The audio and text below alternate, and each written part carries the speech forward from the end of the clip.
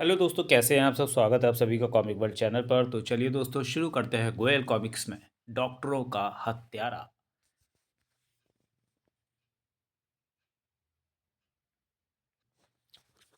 डॉक्टरों का हत्यारा। एक दिन अचानक बेलापुर थाने में एक व्यक्ति ने प्रवेश किया। कहिए, मैं आपकी क्या सेवा कर सकता हूँ। इंस्पेक्टर साहब, मेरा नाम रामू है। मैं डॉक्टर वर्मा का नौकर हूँ और यहाँ डॉक्टर साहब के गुम होने की रिपोर्ट लिखवाने आया हूँ। क्या हुआ डॉक्टर साहब को? पता नहीं, वह कल रात 10 बजे एक मरीज को देखने गए थे और अभी तक लौट कर नहीं आए। कहाँ गए थे, कुछ पता है उस जगह का? मुझे पूरा पता तो नहीं मालूम। उस आदमी ने केवल सिविल लाइंस बताया था। जिस आदमी के साथ वे गए थे उसका हुलिया कैसा था? वह लंबा सा व्यक्ति था, लेकिन उसने अपना आधा मुंह मफलर से ढक रखा था। सिर्फ आंखें चमक रही थी। ओह। अगले ही क्षण, क्या डॉक्टर साहब की किसी से दुश्मनी भी है? जी नहीं, वे तो बड़े नेक आदमी हैं। डॉक्टर साहब मरीज देखने किस चीज़ से गए थे? अपनी गाड़ी से। तभी एक कांस्टेबल इन्फॉर्मेशन रूम से निकलकर इंस्पेक्टर प्रशांत के पास आया। सर, अभी अभी कालपी रोड चौकी से सूचना मिली है कि शहर के बाहर एक लाल रंग की गाड़ी खड़ी है और उसमें एक लाश है। लाश? लाल रंग की गाड़ी? तुम्हारे डॉक्टर साहब की गाड़ी कैसे रंग की है रामू? उनकी गाड़ी का रंग भी लाल है इंस्पेक्टर साहब। अगले ही पल, राम सिंह, तुम जल्दी से जीप तैयार कराओ और एम्बुलेंस घटनास्थल पर भेज दो। Okay sir.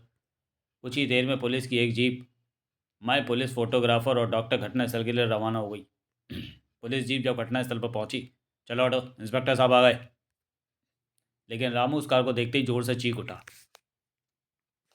ये कार तो डॉक्टर साहब की है। इंस्पेक्टर साहब, हे भगवान, अब क्या होगा? तुम अभी से क्यों रोने लगे रामू? पहले लाश तो देख लो, शायद डॉक्टर साहब की ना हो।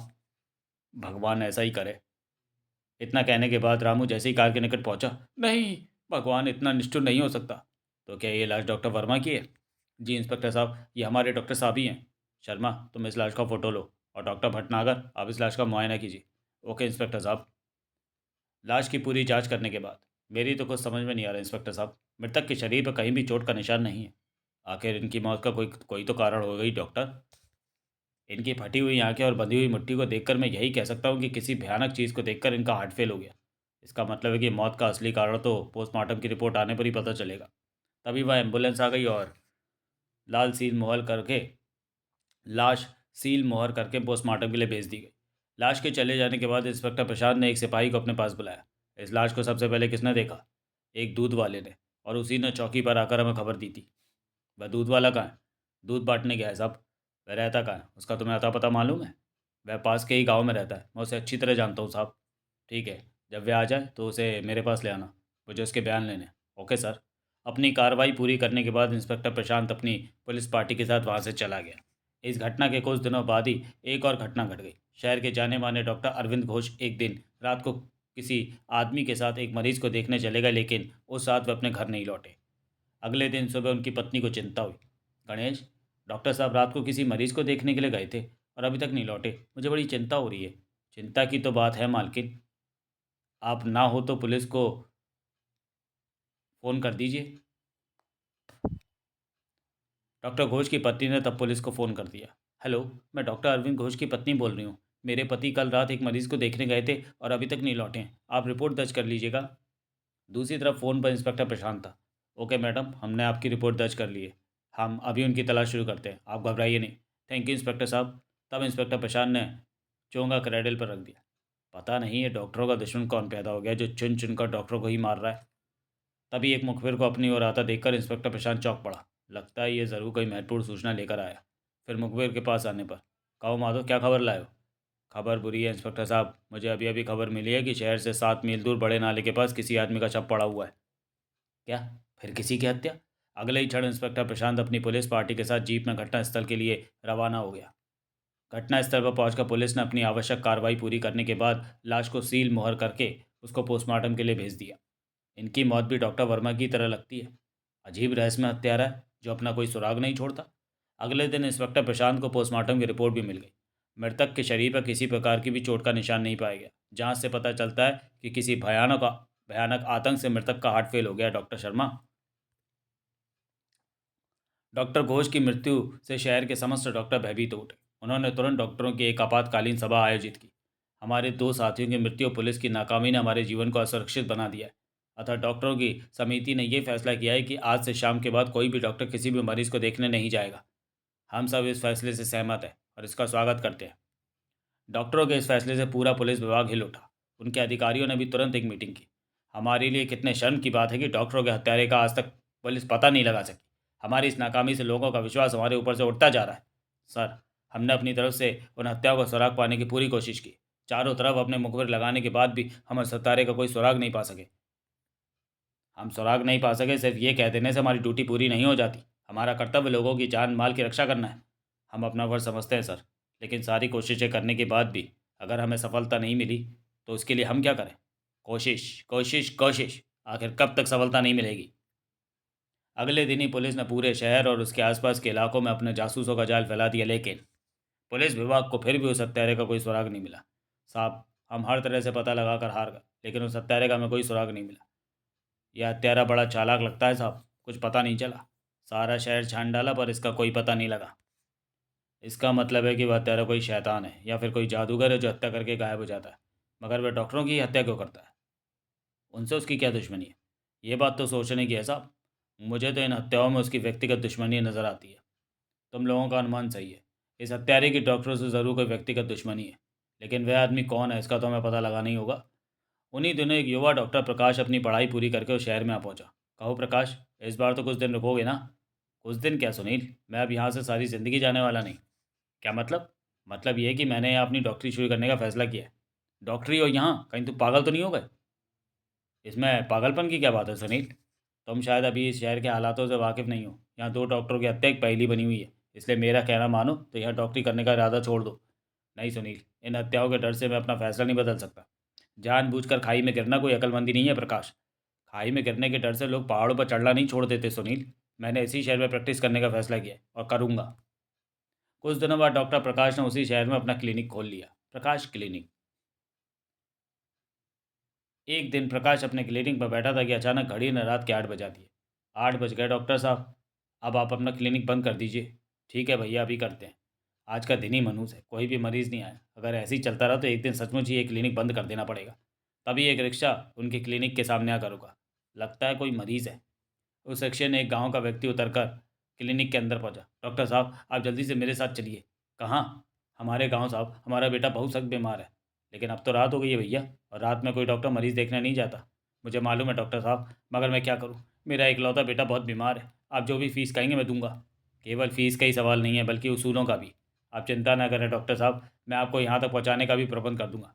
नहीं भाई, मैं जानबूझकर खतरा मोल नहीं ले सकता, मुझे क्षमा करें। डॉक्टर साहब, मैं आपके हाथ जोड़ता हूँ, मुझ पर तरस खाइए। मेरे बेटे की हालत बहुत नाजुक है, अगर देर हो गई तो। डॉक्टर प्रकाश असमंजस में पड़ गया। हे भगवान, ये मैं किस दुविधा में फंस गया। एक तरफ पैसा, दूसरी तरफ खतरा, और तीसरी तरफ एक डॉक्टर का फर्ज। मैं क्या करूं? तभी उस व्यक्ति ने 500 के नोट अपनी जेब से निकालकर प्रकाश के आगे रख दिए। अब देर ना कीजिए डॉक्टर साहब, और चलकर मेरे बेटे को बचा लीजिए। उस व्यक्ति को रोता देखकर, बाबा आप घबराइए नहीं, मैं आपके साथ चलने को तैयार हूँ। तो फिर जल्दी चलिए डॉक्टर साहब, अगर देर हो गई तो। तब डॉक्टर प्रकाश ने अपना दवाइयों का बैग उस व्यक्ति को थमा दिया। आप इसे पकड़िए, मैं क्लिनिक बंद कर दूँ। डॉक्टर प्रकाश उस व्यक्ति के साथ रिक्शे पर जा बैठा और रिक्शा तेजी से उस व्यक्ति के गांव की ओर चल पड़ा। जल्दी से ले चल सरजू। थोड़ी देर में रिक्शा उस व्यक्ति के दरवाजे पर पहुंच गया, जहाँ एक व्यक्ति उनके आने का इंतजार कर रहा था। जल्दी चलिए डॉक्टर साहब, मुन्ना की हालत बहुत बिगड़ी हुई है, वह बेहोश पड़ा है। आप घबराइए नहीं, आपके मुन्ने को कुछ नहीं होगा। अंदर पहुंचकर डॉक्टर साहब ने मरीज का पहले पूरा निरीक्षण किया। उसके बाद मैंने इसको एक इंजेक्शन लगा दिया है, जल्दी ये होश में आ जाएगा। बस आप इसे अच्छा कर दीजिए, मैं रुपये से आपकी झोली भर दूंगा।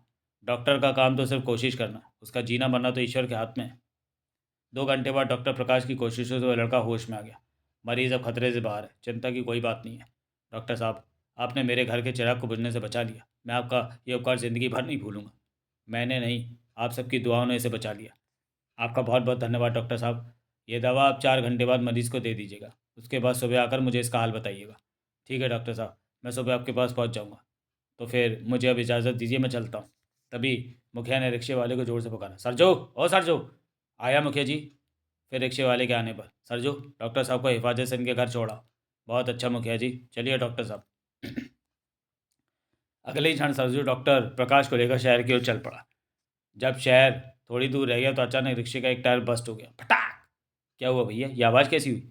लगता है रिक्शे का टायर बस्ट हो गया डॉक्टर साहब। डॉक्टर प्रकाश अपना बैग लेकर रिक्शे से नीचे उतर पड़ा। डॉक्टर साहब, मेरी बात मानिए तो आप वापस गांव लौट जाइए। नहीं भैया, शहर करीब ही है, लौटना बेवकूफ़ी होगी। तुम लौट जाओ, मैं चला जाऊँगा। तब रिक्शे वाला वापस गाँव लौट गया और डॉक्टर प्रकाश पैदल ही शहर की ओर चल पड़े। थोड़ी दूर पहुंचने पर अचानक उसे किसी के पैरों की पच्चाप सुनाई दी। ये मेरा पीछा कौन कर रहा है? अगले ही क्षण प्रकाश एक जगह खड़ा हो गया। कौन है? एक राहगीर। इतनी रात गए कहाँ जा रहे हो भैया? शहर किसी डॉक्टर को बुलाने। डॉक्टर को बुलाने? मगर क्यों? मेरा लड़का बहुत दिनों से बीमार है, उसे दिखाना है। तो क्या अब तक तुमने उसे किसी डॉक्टर को नहीं दिखाया? बहुत से डॉक्टर को दिखा चुका हूँ पर कोई फ़ायदा नहीं हुआ। लेकिन आजकल तो कोई भी डॉक्टर रात में मरीज़ देखने नहीं आता। मुझे मालूम है, पर कोशिश करने में क्या हर्ज है। लाइए अपना बैग मुझे दे दीजिए, मैं ले चलता हूँ। लेकिन जैसे ही बैग प्रकाश ने उस साय के हाथ में दिया कि अचानक उसका हाथ प्रकाश के हाथ से छू गया। उफ, कितना ठंडा हाथ है इसका। अरे ये तो डॉक्टरी बैग है। तो क्या आप डॉक्टर हैं? हाँ डॉक्टर हूँ, लेकिन तुमने कैसे पहचाना? काफ़ी समय से मैं ऐसे ही बैग देखता आ रहा हूँ, छूते ही बता सकता हूँ। वैसे तुम्हारा घर यहाँ से कितनी दूर होगा? यही कोई आधा मील के लगभग। तो फिर चलो तुम्हारे ही बच्चे को देख लेता हूँ। चलिए। तब वे दोनों एक गांव की ओर चल पड़े। रास्ते में, आज का दिन अच्छा है, एक साथ दो केस मिल गए और इनकम भी खूब हो गई। लेकिन रात को घर ना पहुंचने पर सुनील और उसकी पत्नी को चिंता तो होगी, पर सुबह सुबह अच्छा भला लौटने पर वे दोनों खुश भी बहुत होंगे। काफ़ी दूर चलने के बाद भी जब प्रकाश का कोई घर दिखलाई न दिया, तब वह डरने लगा। अब तक तुम्हारा घर नहीं आया और कितनी दूर चलना पड़ेगा? अब और ज़्यादा दूर नहीं चलना पड़ेगा साहब, वह रहा सामने घर। तभी एक घर से प्रकाश को रोशनी की एक किरण बाहर आती हुई दिखाई दी। वह रोशनी देखते हैं डॉक्टर साहब, मेरे ही घर से आ रही है। थोड़ी देर में प्रकाश को लिए वह व्यक्ति अपने घर के दरवाजे पर पहुंच गया। इसका घर तो बिल्कुल जंगल में है, आसपास कोई बस्ती भी नजर नहीं आ रही। अंदर चलिए डॉक्टर साहब। अंदर पहुंचकर प्रकाश ने देखा कि दो बच्चे एक चारपाई पर सो रहे हैं और एक अलग चारपाई पर सफ़ेद चादर ओढ़े बड़ा लड़का लेटा है। उसके पास एक औरत ज़मीन पर बैठी है। वह रहा मेरा लड़का जो सफ़ेद चादर ओढ़े लेटा है। जाइए डॉक्टर साहब, देख लीजिए उसे। लेकिन उसका मुंह तो खोलिए। तब, अरे सुनती हो रमेश की माँ? जरा रमेश के मुंह से चादर हटा दे, डॉक्टर साहब को मरीज देखना है। अगले ही क्षण, आप खुद ही देख लीजिए डॉक्टर साहब, ये बेचारी तो गम की मारी है, कुछ सुनती ही नहीं। लेकिन जैसे ही प्रकाश ने आगे बढ़कर चादर हटाई कि अचानक चारपाई पर पड़े नरकंकाल को देखकर वह डर कर पीछे हट गया। अरे ये तो नरकंकाल है, ये मैं कहाँ गया? देखिए देखिए डॉक्टर साहब, मरीज आपके सामने पड़ा है। तभी हवा के एक तेज झोंके से उस मकान में जल रहा दीपक बुझ गया। हा हा हा हा हा। कौन हो तुम और ये सब क्या तमाशा है? ये तमाशा नहीं डॉक्टर साहब, ये हकीकत है। लेकिन तुम सब लोग हो कहाँ? मैं तो तुम्हारे पास ही खड़ा हूँ डॉक्टर साहब। पास खड़े हो तो बत्ती जलाओ। इस घर का चिराग बुझ चुका है, अब वह कभी नहीं जलेगा। आखिर तुम लोग हो कौन? मैं कौन हूँ ये जानना चाहते हो डॉक्टर? तो सुनो। आज से 5 वर्ष पहले यहाँ एक हरा भरा गाँव था। उस गाँव में मैं अपने परिवार के साथ सुख शांति से रहता था। लेकिन हमारे गांव का साहूकार धर्मदास बड़ी ही धर्मी और कठोर व्यक्ति था। उसने अपने कर्ज के बदले मेरी ज़मीन पर कब्जा कर रखा था। ननकू, मुझसे अब और सब्र नहीं होता। या तो तुम मेरा कर्जा चुका दो या फिर अपनी ज़मीन मेरे नाम लिख दो। लाला जी, मुझ पर ऐसा जुल्म ना करिए। अगर मैं ज़मीन आपके नाम लिख दूंगा तो अपने बच्चों को क्या खिलाऊंगा? मैंने तुम्हारा मैंने कोई तुम्हारा और तुम्हारे बच्चों का ठेका नहीं ले रखा। मुझे अपना पैसा चाहिए है, ज़मीन। ठीक है लाला जी, अब मुझे कुछ दिन की मोहलत दे दीजिए। मैं तुम्हें 7 दिन का समय देता हूँ। अगर इन 7 दिनों में तुमने मेरा पैसा अदा ना किया तो मैं तुम्हारी ज़मीन पर अपने बेटे का अस्पताल बनवाना शुरू कर दूंगा। मुझे ये धमकी देकर वह चला गया। उसके चले जाने के बाद मेरी पत्नी चिंता में पड़ गई। अब क्या होगा स्वामी? ये लाला तो हमारी ज़मीन हड़प कर लेना चाहता है। हड़प कैसे लेगा? क्या उसके बाप का राज्य है? तभी मेरा बड़ा लड़का अचानक बीमार पड़ गया। उफ, ये कैसा दैवीय प्रकोप है। एक हाथ जोड़ने की सोचता हूँ कि दूसरा पहले टूट टूट जाता है। कुछ भी हो, हम अपने बेटे का इलाज ज़रूर कराएंगे। तब मैं मजबूर होकर अपने बेटे को लाला के लड़के के पास ले गया। ननकू, तुम्हारे बेटे को तो बड़ी खतरनाक बीमारी है। अगर इसका जल्दी इलाज ना कराया तो। नहीं नहीं डॉक्टर साहब, मैं अपने बेटे का इलाज जरूर कराऊंगा, चाहे इसके लिए मुझे अपनी ज़मीन ही क्यों बेच देनी पड़ी। उसी समय लाला धर्मदास भी वहाँ धमका। तो फिर बेच क्यों नहीं देते? देर किस बात की है? लाला जी आप? हाँ ननकू, बेटे से ज़्यादा ज़मीन नहीं होती। ये ले कागज़ और लगा दे जल्दी से अंगूठा। आप ठीक कहते हैं लाला जी। और तब मैंने मजबूर होकर अपनी ज़मीन लाला के नाम कर दी। ये लीजिए लाला जी, आज से वह ज़मीन आपकी हुई। अब तो मेरा बेटा ठीक हो जाएगा ना? ज़रूर बच जाएगा ननको, यदि तुम लोग लग कर उसका इलाज कराते रहे। उस दिन से लाला के लड़के ने मेरे बेटे का इलाज शुरू कर दिया। ये दवा अपने बेटे को समय समय पर देते रहना। धन्यवाद डॉक्टर साहब। फिर धीरे धीरे करके घर का सारा सामान भी उसके इलाज में बिक गया, लेकिन वह ठीक ना हो सका। ननकू, तुम्हारे बेटे का इलाज करना मेरे बस का नहीं है, इसलिए अब तुम इसे शहर ले जाओ। डॉक्टर साहब, मैं अब इसे कैसे शहर ले जाऊँ? मेरे पास तो जो कुछ था वह तो आपने ले लिया, अब तो मेरे पास कुछ भी नहीं है। कुछ नहीं है तो मैं क्या करूँ? ले जाओ इसको यहाँ से। मैंने कोई धर्म खाता नहीं खोल रखा है, चलो निकले बाहर। डॉक्टर, अगर मेरे बेटे को कुछ हो गया तो मैं तुझे जिंदा नहीं छोड़ूंगा।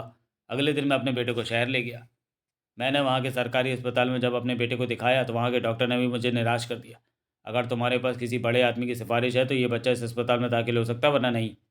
मैं बड़े आदमी की सिफारिश कहाँ से लाऊं डॉक्टर साहब, मैं तो गरीब आदमी हूँ। गरीब आदमी हो तो फिर यहाँ क्यों आए हो, किसी धर्मार्थ औषधालय में चले आते। चलो भागो यहाँ से। लेकिन उसके बाद मैं अपने बेटे को लेकर डॉक्टरों के दरवाजे दरवाजे घूमा, लेकिन किसी भी डॉक्टर को मुझ पर तरस नहीं आया।